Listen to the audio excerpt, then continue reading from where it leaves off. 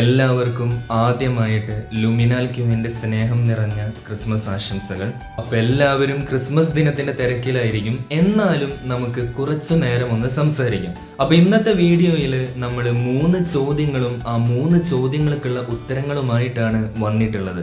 ഒന്നാമത്തെ ചോദ്യം എന്താന്ന് വെച്ച് കഴിഞ്ഞാൽ, നമ്മൾ ക്രിസ്മസിന് കാണുന്ന സാന്റാ ക്ലോസ് ശരിക്കും ഉണ്ടായിരുന്ന ഒരാളാണോ അല്ലെങ്കിൽ വെറും ഒരു കഥയാണോ എന്നുള്ളതാണ്.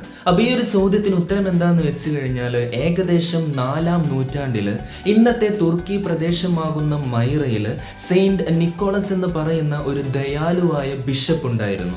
അദ്ദേഹത്തിന് ദരിദ്രരായ ആളുകളുടെ വേദനകൾ മനസ്സിലാക്കിയിട്ട് ആരും അറിയാതെ പ്രവർത്തിക്കുന്ന ഒരു ശീലമുണ്ടായിരുന്നു. രാത്രി കാലങ്ങളിൽ പാവപ്പെട്ട വീടുകളിൽ പോയിട്ട് പണവും സമ്മാനവും വെച്ചിട്ട് അദ്ദേഹം തിരിച്ചു പോരാറുണ്ടായിരുന്നു. പ്രശസ്തിയല്ല, പാവങ്ങളുടെ മുഖത്തെ ആ ഒരു സന്തോഷമായിരുന്നു അദ്ദേഹത്തിന് ഏറ്റവും വലുത്. പിന്നീട് ഈ ഒരു മനുഷ്യന്റെ ആ ഒരു മനസ്സാണ് പിന്നീട് സാന്റാക്ലോസ് എന്ന് പറയുന്ന ആ ഒരു രൂപത്തിലോട്ട് മാറിയത്.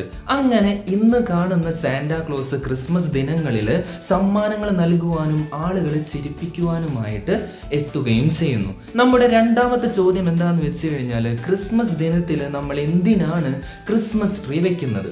നമ്മൾ എന്തിനാണ് ക്രിസ്മസ് ട്രീ വെക്കുന്നതെന്ന് ചോദിച്ചു കഴിഞ്ഞാൽ, പഴയ കാലങ്ങളിലുള്ള ആളുകൾ വിശ്വസിച്ചിരുന്നത് ഈ ഒരു മരം ഒരു പ്രതീക്ഷയാണ് എന്നാണ്.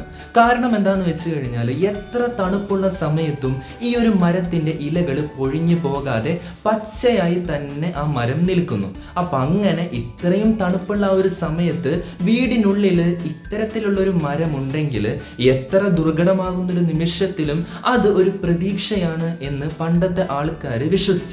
ഇതാണ് പിന്നീട് പരമ്പരാഗതമായിട്ട് ക്രിസ്മസ് ദിനങ്ങളിൽ നമ്മൾ ക്രിസ്മസ് ട്രീ അലങ്കരിച്ച് നമ്മുടെ വീടുകളിൽ വെക്കുന്നത്. നമ്മുടെ അവസാനത്തെ ചോദ്യം എന്താന്ന് വെച്ച് കഴിഞ്ഞാൽ, ക്രിസ്മസ് ദിനത്തിൽ എന്തിനാണ് നമ്മൾ ക്രിസ്മസ് ഗിഫ്റ്റുകൾ കൈമാറുന്നത്?